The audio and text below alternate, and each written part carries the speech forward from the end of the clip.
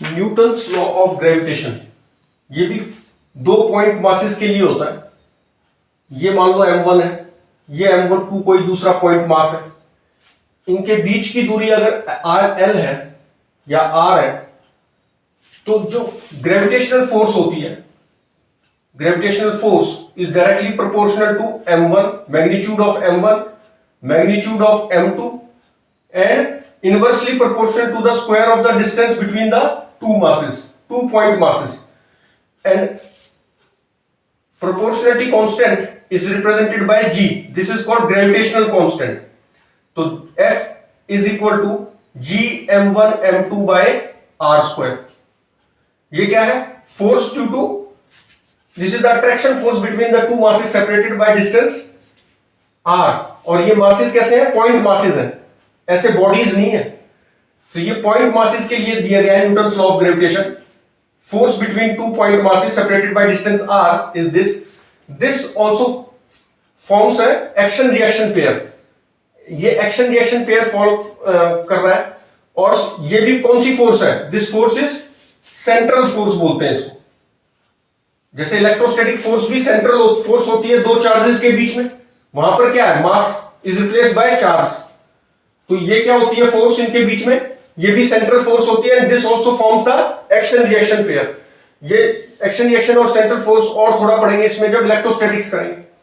तो ये बिल्कुल सिमिलर होता है। जो रिजल्ट्स भी हम डिराइव करेंगे आगे कंटिन्यूअस बॉडीज की इलेक्ट्रिक फील्ड, जो इलेक्ट्रिक फील्ड चार्जेस वाले में होती है, इसमें ग्रेविटेशन फील्ड हो जाती है। यहां इलेक्ट्रिक पोटेंशियल होता है, यहां ग्रेविटेशनल पोटेंशियल होता है।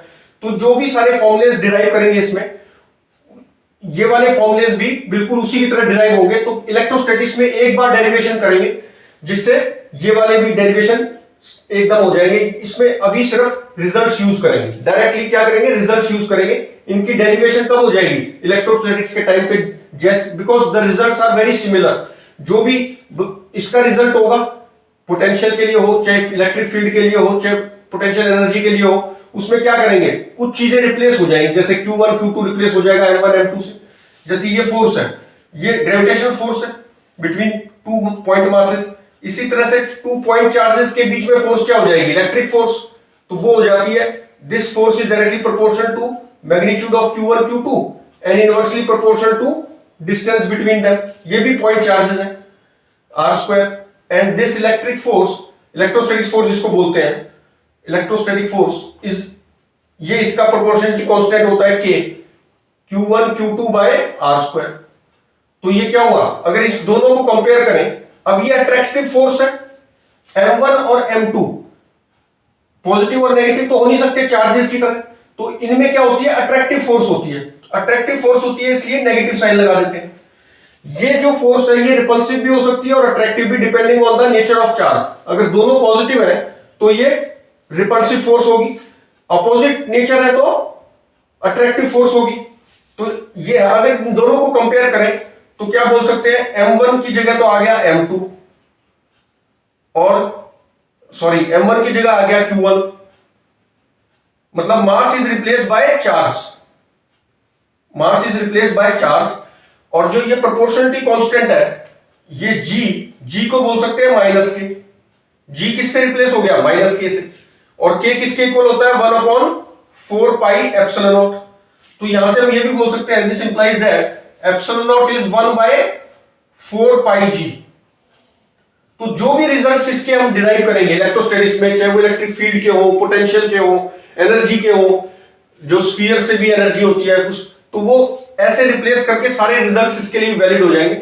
और डायरेक्टली भी उनको डिराइव किया जा सकता है, जैसे ये डिराइव किया, बस चार्जेस को हम रिप्लेस कर देंगे मासेस से। ठीक, तो इस तरह से हम इसको सिमिलरिटी होती है इनके बीच में। जैसे इलेक्ट्रिक फील्ड लाइंस होती थी, ऐसी ही ग्रेविटेशनल फील्ड लाइंस भी होती हैं।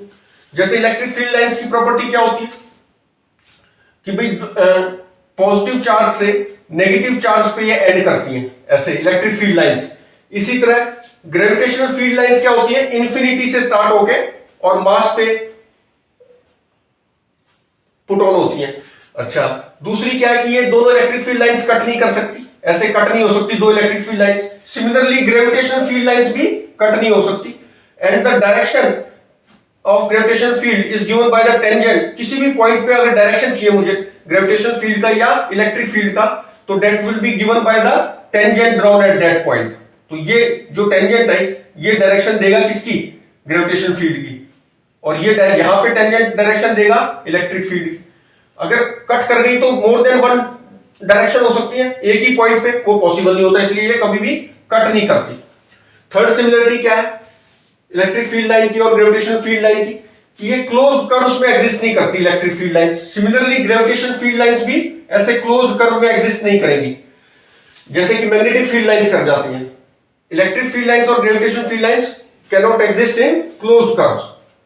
अच्छा, दूसरी चौथी क्या है, दोनों की इलेक्ट्रिक फील्ड लाइन की प्रॉपर्टी होती है कि इट इज, अगर ज्यादा लाइंस हैं, ठीक है, ज्यादा lines, more dense lines shows more electric field is more for more lines, directly proportional to the number of lines. Electric field intensity is directly proportional to the number of electric field lines. Similarly, gravitational field intensity is directly proportional to the number of gravitational lines, gravitational field lines. जितनी ज्यादा lines होगी उतनी ज्यादा intensity है। तो gravitational electric field इस तरह से दोनों सिमिलर हो जाती है। अब अगर मान लो एक चार्ज को दो लाइंस रिप्रेजेंट करती हैं, तो Q1 चार्ज है तो 2Q1 लाइंस जो है वो 4 से रिप्रेजेंट होगी, डायरेक्टली प्रोपोर्शनल होती है। इसी तरह इसमें भी अगर M1 के लिए 2 लाइंस हैं तो 2M1 के लिए कितनी हो जाएंगी, 4 लाइंस हो जाएंगी। तो directly proportional lines are directly proportional to the magnitude of electric field और ग्रेविटेशन फील्ड इन ग्रेविटेशन। तो ये काफी सारी सिमिलरिटीज होती हैं इसके अंदर, ग्रेविटेशन फोर्स या इलेक्ट्रिक फील्ड इज कंसर्न। अच्छा, अब एक से ज्यादा मास भी हो सकते हैं, जैसे ये M1 है, ये M2 है, ये M3 है। तो किसी भी टेस्ट चार्ज M पे जो फोर्स होगी वो वेक्टर सम होगी ड्यू टू, क्योंकि force is a vector quantity. तो ये कोई टेस्ट चार्ज M रखा है, इस पर फोर्स होगी M1 की वजह से ऐसे, M2 की वजह से ऐसे, M3 की वजह से ऐसे। तो इन F1 F2, ये F1 हो गया, ये F2 हो गया, ये F3 हो गया। तो जो रिजल्टेंट फोर्स है M पे, that would be F resultant on M is a vector sum of F1, F2 and F3। तो ये वेक्टर सम हो जाता है, ठीक। तो this is a vector sum. और भी सिमिलरिटी होती है, जैसे ग्रेविटेशन इलेक्ट्रिक फ्लक्स होता है, इसी तरह ग्रेविटेशनल फ्लक्स भी होता है। ये भी इलेक्ट्रिक फील्ड के टाइम में मैं बताऊंगा इसको। अच्छा, तो ये सारी जो है ये सिमिलरिटीज हैं। अब इसमें कुछ क्वेश्चन बन जाते हैं, ये तो सिमिलरिटीज हो गई। अच्छा, अब जो ये इलेक्ट्रिक फील्ड है, इलेक्ट्रिक फील्ड लाइंस भी होगी और ये इससे रिप्लेस हो गया, ठीक है। इलेक्ट्रिक फील्ड, अब जो इलेक्ट्रिक फील्ड होती है वो क्या होती है, electrostatic field force upon mass कर देते हैं। इसी तरह से ये इलेक्ट्रिक फील्ड है, ठीक है, ड्यू टू चार्ज Q, और ये इलेक्ट्रिक फील्ड है, सॉरी ग्रेविटेशनल फील्ड है due to mass M, and that is given by Fg, gravitational force upon यहां पर चार्ज आता है और ये मास आ जाता है। तो ये सिमिलरिटीज है इसके अंदर। अब क्वेश्चन कैसे आ जाते हैं, वेक्टर पे भी आ जाते हैं, जैसे कि ऐसे M मास है, ये M1 है, ये M2, ये M3, ये M4, M1, M2। अच्छा, इसमें एक चीज और, ये जो M1 M2 है ये पॉइंट मासेस होने चाहिए, बॉडीज नहीं। जैसे मान लो अगर ये बॉडी दे दी और ये मास दे दिया, तो अब ऐसा नहीं कर सकते कि इस बॉडी का सेंटर ऑफ मास ले ले, यहां पर बॉडी का सेंटर ऑफ मास मान ले और उससे जो दूरी है तब निकाल ले ग्रेविटेशन फोर्स। तो this is wrong, it is only valid for the point masses. Centre of mass से कोई लेना देना नहीं है कि बॉडी का सेंटर ऑफ मास को पॉइंट मास मान के फोर्स निकाल ली जाए, वो नहीं हो सकता। जैसे मान लो दो बॉडीज हैं, दोनों बॉडीज का सेंटर ऑफ मास की दूरी ले लो और इन सेंटर ऑफ मास को पॉइंट मासेस मान लो और ये फॉर्मूला लगा लो, तो दैट वुड बी रॉन्ग। अच्छा, अब ये हमेशा क्यों नहीं करते हम इसको, अब क्योंकि ये F जो ये फोर्स है gravitational force, this is -G M1 M2 by R square. तो अब नॉर्मली इलेक्ट्रिक फोर्स तो हम लगाते हैं क्योंकि चार्जेस Q1 Q2 हो जाते हैं वहां पर, लेकिन ये for this gravitational force is for high higher masses तभी ये कुछ वैल्यू आती है, otherwise this value is very very small, इसलिए इसको नेग्लिजिबल हो जाती है। कैसे? जैसे मान लो m1 इक्वल टू है 2 kg और m2 है 5 kg, तो ये बहुत ही कम आएगी, क्योंकि ग्रेविटेशन फोर्स की वैल्यू कितनी होती है, g is equal to 6.67 into 10 to the power minus 11 newton metre square per kilogram square. अगर हम यूनिट देखें g की क्या बनेगी, ये न्यूटन है, ये क्या हो गया, मीटर लेंथ में है तो मीटर स्क्वायर हो गया, अपॉन में क्या हो गया, किलोग्राम स्क्वायर। तो ये बहुत ज्यादा, बहुत ही छोटा नंबर है। तो ये 2 इंटू 5 जो भी, अगर ये बहुत स्मॉल मासेज है तो दिस इंटू दिस करेंगे तो बहुत ही कम वैल्यू आती है इसकी, इसलिए डे टू डे लाइफ में इसको यूज नहीं करते। वेयर इलेक्ट्रोस्टैटिक फोर्स अगर चार्ज Q1 Q2 कम भी है तो भी यूज हो जाता है, ये यूज नहीं होता because of its very small value, it is negligible. This is also important point. अच्छा, अब अगर वेक्टर सम पे अगर क्वेश्चन देखें, m1 है, m2 है, m3 है और ये m4 है, ठीक।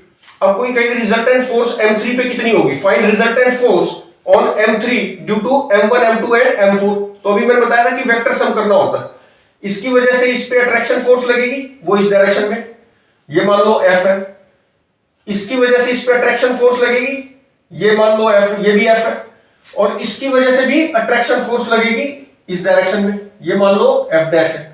तो resultant force on m3 would be the vector sum of F, F and F dash. अब F किसके बराबर हो गया, अब ये स्क्वायर में रखे हुए थे, ये L लेंथ का स्क्वायर था, ये L लेंथ है, ये भी L लेंथ है, ये भी L लेंथ है, तो F रिजल्टेंट क्या होगा, F resultant would be F dash plus √2F, और ये एक ही डायरेक्शन में आएंगी, इसका और इसका रिजल्टेंट क्या होगा, 45 डिग्री पे ही होगा, क्योंकि इक्वल है दोनों, तो ये 45 पे ही रिजल्टेंट आएगा इनका, और कितना होगा, √2F। तो ये √2F plus F dash, F dash का मैग्नीट्यूड कितना हो जाएगा, G, F डैश का मैग्नीट्यूड हो जाएगा G, मान लो ये M1 M, अगर सारे M मास मान लो, अगर M3 माना है तो कोई बात नहीं, M2 into M3 upon R square, ये हो गया, फिर प्लस √2F, ये वाला F हो जाएगा G M3 M4। अगर ये सारे सेम मासेस ले लो ना, कैलकुलेशन इजी हो जाएगी, तो ये क्या हो जाएगा, GM square by R square, R कितना है यहां पर, ये √2L है, तो √2L, L square plus L square हो गया ना, 2L स्क्वायर हो गया, तो 2L स्क्वायर, ये लेंथ कितनी है, इसका स्क्वायर ही करना है, तो इसका स्क्वायर प्लस इसका स्क्वायर, तो 2L स्क्वायर प्लस √2, और ये वाली F कितनी हो जाएगी, ये वाली F, ये हो जाएगी GM square by L square. तो इनका रिजल्टेंट ये FR आ जाएगा। ये मैग्नीट्यूड बताया मैंने, डायरेक्शन बताना है तो क्या करोगे, अगर ये x एक्सिस है तो ये F डैश cos थीटा, और इस तरह से निकालना पड़ेगा cos theta I plus F, ये I का हो जाएगा कंपोनेंट, Y कंपोनेंट क्या हो जाएगा, F हो जाएगा खाली। अगर वेक्टर में पूछा है तो कैसे लिखोगे, F dash cos 45 I plus F, ये तो हो गया I प्लस F J, और F ये हमने निकाल लिया, F किसके बराबर है, GM square by L square, F dash किसके बराबर है, GM square by 2L square. तो इस तरह से इसमें वेक्टर सम है खाली, और कुछ नहीं करना, this is a vector sum, क्या बोलते हैं इसको, वेक्टर सम। तो 2L स्क्वायर ये हो गया, GM square by L square ये हो गया, GM square by 2L square, okay. अच्छा, इसी तरह से मान लो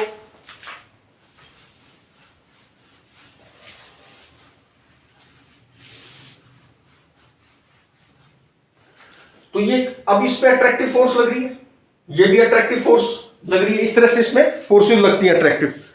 अच्छा, resultant force of any m is along its diagonal, क्योंकि अब ये किसी भी m को देखो तो इस पे रिजल्टेंट फोर्स कहां लग रही है, डायगोनल के अलोंग, इस पे भी रिजल्टेंट फोर्स कहां लग रही है, डायगोनल के अलोंग, इस पर भी रिजल्टेंट फोर्स कहां लग रही है, डायगोनल के अलोंग, इस पे भी डायगोनल के अलोंग। तो थोड़ी देर ये कहां आके मिलेंगे, सेंटर पे, क्योंकि फोर्सेस इक्वल लग रही है डायगोनल के अलोंग, तो थोड़ी देर बाद ये यहां आ जाएंगे, थोड़ी देर बाद ये m यहां आ गया, ये यहां आ गया, ये यहां, ये यहां, थोड़ी देर बाद ये यहां आ गया, ये यहां आ गया, ये यहां, ये यहां। तो फाइनली ये कहां मिलेंगे, centre of the square. Centre of the square पे आके ये मीट कर जाएंगे, क्यों, क्योंकि मासेस इक्वल थे तो फोर्सेस भी इक्वल लग रही थी अलोंग द डायगोनल, तो ये यहां आके मीट कर जाएंगे ऐसे। अच्छा, अब इसमें एक बड़ा इंपॉर्टेंट क्वेश्चन पूछ लेते हैं कि एक मान लो इक्विलेटरल ट्राइंगल ले लिया, एक क्या ले लिया, इक्विलेटरल ट्राइंगल पे मासेस रख दिए, ये मास m हो गया, ये भी m हो गया, ये m हो गया, ठीक है। अब क्या किया, इक्विलेटरल ट्राइंगल है, तो इक्विलेटरल ट्राइंगल है तो ये लेंथ l हो गई, ये भी l हो गई, और ये भी लेंथ l हो गई। अब इसमें ये पूछा है कि इसको कितनी वेलोसिटी दें इन पार्टिकल्स को, सो दैट ये सर्कुलर मोशन करे about the centre of the given to each m, कितनी स्पीड दें हर एक m को for uniform circular motion under gravitational force. तो अब कैसे इसको करेंगे, ग्रेविटेशन सर्कुलर मोशन करवा रहा है, तो ये जो सेंट्रोइड है इसका, यहां पे क्या होगा, ये मीट करेगा, ठीक, इसके अबाउट ये तीनों सर्कुलर मोशन कर सकते हैं। ये इस डिस्टेंस, इस ये रेडियस हो जाएगा, इसके लिए ये रेडियस हो गया, इसके लिए ये रेडियस हो गया, तो सेंट्रीपिटल इसके अबाउट अगर सर्कल करना है तो speed perpendicular to this line देनी पड़ेगी ऐसे। अब ये इक्विलेटरल ट्राइंगल था और ये बाइसेक्ट कर रहा है, तो ये 30 डिग्री हो गया, ये भी 30 हो गया, ठीक। अब इस पे ऐसे स्पीड देनी पड़ेगी, और कितनी देनी पड़ेगी, रिजल्टेंट फोर्स इस पे कहां लग रही है, एक तो ये लगी, एक ये लगी, दोनों का रिजल्टेंट कहां आएगा, यहां आएगा, तो रिजल्टेंट फोर्स जो है ये Fr हो गया। This will provide the centripetal force to this value, तो Fr should be equal to mv square by this distance. अगर ये डिस्टेंस मान लो a b और ये c है, तो ये क्या हो जाएगा, mv स्क्वायर बाय r चाहिए मुझे, r इज ab, ठीक। अब ab कैसे निकालूंगा, ab इज 2/3 ऑफ, क्योंकि ये 2:1 में सेंट्रोइड हो गया ना, 2:1 में इसको डिवाइड करता है एक पॉइंट, तो AB क्या हो जाएगा, 2/3 ऑफ AC, और AC किसके इक्वल हो जाएगा, AC किसके इक्वल, ये परपेंडिकुलर डाला हुआ है, परपेंडिकुलर, ठीक, तो AC किसके इक्वल होगा, L², AC would be under root of 2/3, AC would be, AC किसके इक्वल है, L² माइनस L/2 का होल स्क्वायर, क्योंकि ये बाइसेक्ट कर रहा है इसको, ये L/2 है, तो L² माइनस L/2 का स्क्वायर, तो ये आ जाएगा AB, तो AB मिल गया मुझे, L² माइनस L/2 का स्क्वायर, तो ये मिल गया 2/3 of AB, AB is 2/3 of AC, तो ये AB मिल गया, मतलब ये वाली चीज यहां रख दो, और Fr कितना हो जाएगा, ये वाली फोर्स निकाल लो और ये वाली फोर्स निकाल लो, ये Fr कितना होगा, resultant of, sorry, F cos 30 and F cos 30, ये रिजल्टेंट हो जाएगा। रिजल्टेंट फोर्स कितनी होगी, 2m पे 2F cos 30, F resultant can be easily found 2F cos 30, F ये F है, अगर इन दोनों के बीच में ग्रेविटेशनल फोर्स F लग रही है, इनके बीच में भी F लग रही है, तो F cos 30 और F cos 30, तो Fr कितना हो गया, 2F कितना हो गया, Gm² अपॉन L², और ये cos 30, तो this resultant force is providing the centripetal force, तो ये हो गया twice of Gm² by L² cos 30 is equal to mv² by r. R is this thing, 2/3 of under root of L² minus L/2 का whole square, तो बस ये आ गया। यहां से क्या करेंगे, v निकाल लेंगे, यहां से क्या मिल जाएगा, वेलोसिटी आ जाएगी, और ये m की टर्म्स में आएगी, m कैंसिल नहीं हो रहा, एक m कैंसिल हुआ है खाली, एक m है अभी, तो ये velocity we can find from here. तो इस तरह से हम इसको सॉल्व कर लेते हैं। अच्छा, अब ये जो था अभी तक, अब ये फोर्सेस पॉइंट मासेस के बीच में लगाई, अब कंटिन्यूस बॉडीज भी तो हो सकती हैं, मान लो ऐसे है बॉडी, इस बॉडी के और इस बॉडी के बीच में निकालनी है, तो क्या करना पड़ेगा, इंटीग्रेशन करना पड़ेगा। यहां पर मान लो x दूरी पे, तो ये वाले कंटिन्यूस बॉडीज वाले केस में फोर्स कैसे निकालते हैं, this will do in next video, ठीक है। This will do in next. इसमें इंटीग्रेट करके इस पॉइंट वास मान के ऐसे इसको निकालेंगे। ये बताऊंगा कैसे करते हैं। Along the axis and perpendicular भी निकाल सकते हैं।